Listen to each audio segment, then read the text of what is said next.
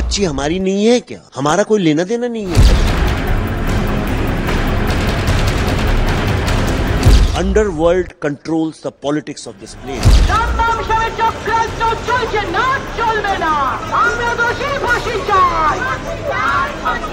State की chief minister सड़क पे किसके अगेंस्ट प्रोटेस्ट कर रही थी?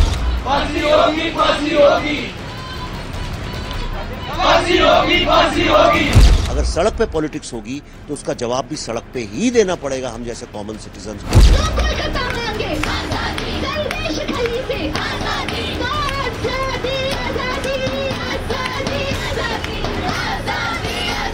Now it's time to make Bengal great again.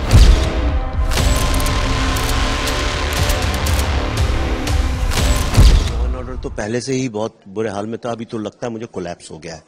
और अगर कोलैप्स नहीं हुआ होता तो आप मुझे बताइए कि स्टेट की चीफ मिनिस्टर सड़क पे किसके अगेंस्ट प्रोटेस्ट कर रही थी? यानी खुद के ही अगेंस्ट कर रही थी।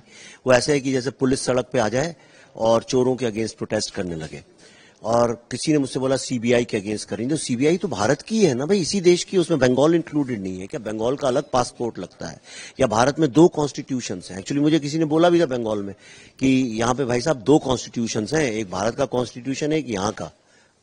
जब मैं जादवपुर यूनिवर्सिटी में गया था, बड़ी दादागिरी से बोला था एक लेफ्टिस्ट स्टूडेंट ने मेरे को, हम नहीं मानते आपका कॉन्स्टिट्यूशन, हमारा अपना कॉन्स्टिट्यूशन है। पर एनीवे दैट्स समथिंग एल्स।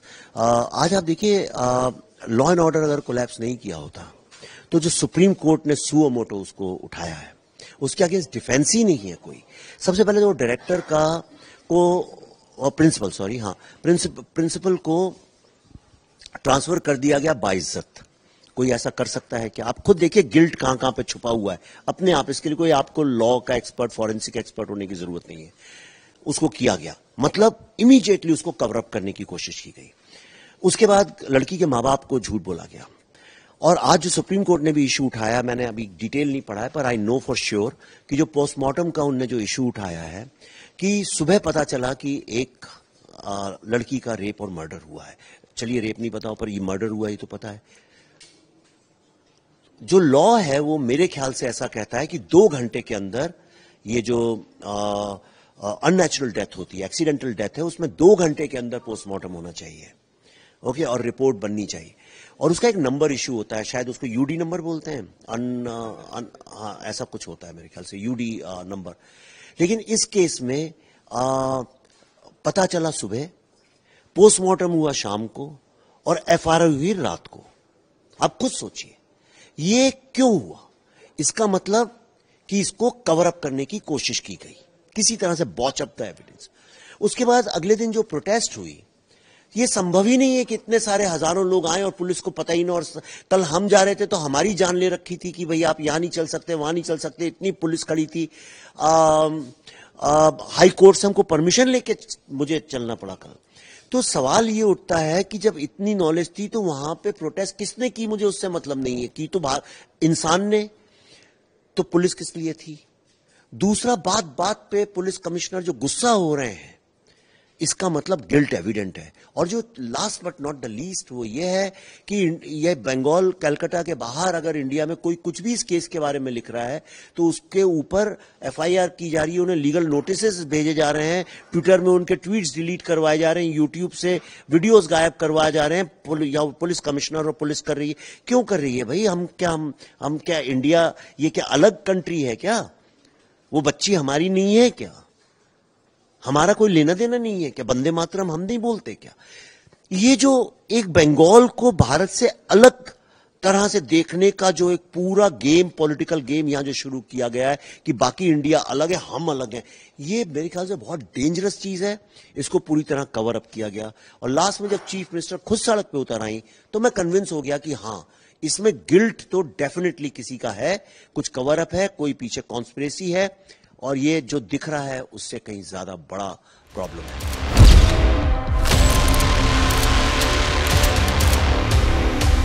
मुझे जब समझ में आया कि yes supreme court is also thinking exactly the way I am thinking, और भारत के हर आदमी के दिल के अंदर है, राइट। क्यों आज पूरा भारत इसको लेकर गुस्सा है? क्योंकि जब सरकार ही कवर अप करने लगे चीजों को, वो भी एक लड़की के रेप और मर्डर को, तो लोग जाएंगे तो जाएंगे कहां? आपका राइट टू लाइफ का वायलेशन अगर स्टेट गवर्नमेंट ही कर रही है तो आदमी जाएगा कहां? जान बचाने के लिए कहां जाए? आप मुझे बताइए, फिर क्या जाके अंडरवर्ल्ड से हम लोग प्रोटेक्शन लें? तो सुप्रीम कोर्ट ने आज जो क्वेश्चन किया है, और मेरे भी जिंदगी में मैंने तो नहीं, निर्भया केस भी देखा था मैंने, लेकिन मैंने ये नहीं देखा कि उसको पूरी की पूरी गवर्नमेंट्स कवर अप करने लगे। उस वक्त भी आंदोलन हुआ था, लेकिन कोई, मुझे नहीं लगता सेंट्रल गवर्नमेंट या दिल्ली गवर्नमेंट, हालांकि कांग्रेस की गवर्नमेंट थी, पर उन्हें कवर अप करने की तो कोशिश नहीं की थी। उसको उन्हें ये नहीं किया कि ट्रांसफर करवा दिया या शीला दीक्षित खुद सड़क पे उतर आई। ये सब क्या हो रहा है? Street politics. अगर सड़क पे पॉलिटिक्स होगी तो उसका जवाब भी सड़क पे ही देना पड़ेगा हम जैसे कॉमन सिटीजन्स को। And that's why I came yesterday and I walked on the same street, same path where your chief minister walk few days अगो।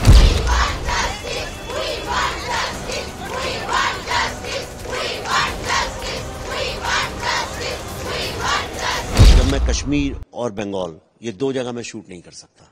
आपकी चीफ मिनिस्टर ने ही बोला है कि वो, और लोग बोलते ही हैं कि मुझे यहाँ पे I don't feel safe here. I don't want to go into details, क्योंकि I have sent a legal notice to her last year, जब उन्होंने मेरी फिल्म को बोला ये झूठ है, प्रोपेगेंडा है कश्मीर की, and she won't allow it here, ban कर दिया मेरा फिल्म। तो then I filed a legal case against chief minister, and वो चल रहा है, इसलिए मैं नहीं बोलूंगा। लेकिन और ये किसी भी चीज से भी आप इंडिया में पूछ लीजिए, आपको बता देगा कि वो सेफ फील करते होते तो यहाँ फैक्ट्रीज क्यों नहीं लगती हैं, यहाँ बिजनेसेस क्यों नहीं खुलते हैं? लोग जिस तरह से माइग्रेट करते हैं बेंगलोर, हैदराबाद, बॉम्बे, दिल्ली, चेन्नई, यहाँ क्यों नहीं करते हैं? अपनी मर्जी से ट्रांसफर हो जाए, मजबूरी में आना पड़ता है, क्यों नहीं करते हैं? आपने कभी सोचा है कि कोई आदमी इंडिया में ये नहीं सोचता कि मुझे सेकंड होम बनाना है तो चलो शांति निकेतन के पास रहते हैं, कल्चरली पूरी जिंदगी बिताएंगे, या चलो सुंदरबन में बना लेते हैं, बड़ा अच्छा है? क्यों नहीं करते लोग? अगर मुझे पैसा इन्वेस्ट करना हो अपार्टमेंट में तो मैं बेंगलोर, हैदराबाद, दिल्ली, गुड़गांव, नोएडा, इन सब जगहों में क्यों करता हूं, गोवा वगैरह में? मैं क्यों नहीं सोचता चलो कोलकाता में करते हैं? यार हिस्टोरिकल प्लेस है, इंडिया की इतनी कमाल की जगह है, टैगोर की जमीन है जहां पे, चलो वहां चलते हैं, करते हैं। नहीं, क्यों नहीं करते लोग? कश्मीर और ये दो जगह ऐसी हैं जहां लोग नहीं करते, इसलिए क्योंकि यहां पे राइट टू लाइफ नहीं है। You don't feel safe here, क्योंकि आपका लॉ एंड ऑर्डर जो है वो पूरी तरह से पॉलिटिकल नेक्सस के कंट्रोल में है। Underworld controls the politics of this place. यहां आपको लगता है बंगाल में एक भी आदमी पॉलिटिक्स इसलिए ज्वाइन करता है कि उसको बदलना है बंगाल को, या इसलिए ज्वाइन करता है कि कैसे पैसा कमाया जाए? जितने पॉलिटिकल पार्टी के जो ऑफिसेज हैं डिस्ट्रिक्ट लेवल पे, छोटे छोटे जगह पे, वो सारे विमेन के अगेंस्ट सेक्सुअल एक्टिविटीज और लोगों को डराना धमकाना, दलितों के अगेंस्ट, गरीबों के अगेंस्ट एक्टिविटीज में इन्वॉल्व रहते हैं। तो राइट टू लाइफ कहां है, आप सोचिए। और बड़ी चिंता की बात, एक ही लाइन में बोलूंगा, बंगाल को चेंज चाहिए, बंगाल को रेवोल्यूशन चाहिए, बंगाल को इंडिक रेनेसांस चाहिए। वही जो राजा राममोहन रॉय ने किया, विवेकानंद ने किया, श्री औरोबिंदो ने किया, उस तरह का हमको एक रेवोल्यूशन चाहिए। परिवर्तन का ही टाइम है यहाँ, और आज नहीं है, कई सालों से चल रहा है। हम बहुत लेट हैं, गाड़ी बहुत डिलेड है। अब मेरा ऐसा ख्याल है कि यहाँ पे इंडिक रेनेसांस जो है, जो ओल्ड ट्रेडिशन, क्या खोया है बंगाल ने, ये भी तो सोचो। Now it's time to make Bengal great again. It's time कि आप बंगाल सोचे और सारा भारत उसके बाद सोचे।